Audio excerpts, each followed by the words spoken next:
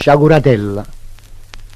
Qui il poeta parla di una giovane disordinata, una ragazza molto bella ma disordinata. Sciauratella.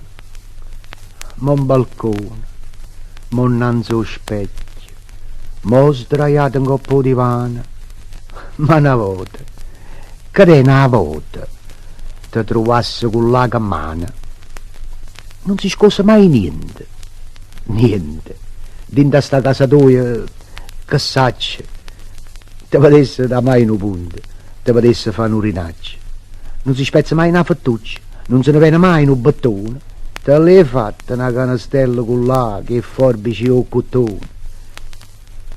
Venne un sabato alla pannare, porti panna, ma ci scommette che tu, l'epate ringresciosa, non ti stirano fazzoletto. È sì bella.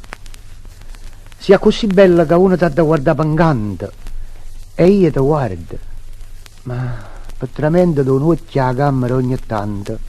Guarda, e vedi che c'erano i capelli sparpagliati in coppa a tuletta, o più o meno che ti è servuto in coppa o marmo da colonnetta, una casetta in coppa a una seggia, e che là va trova a do, un capello sotto il lettino, uno scarpino in coppa o comò, ma si bella, sia andulettata sia con un gamma semagramma, e io ti voglio, ma come faccio se la moglie diventa mamma?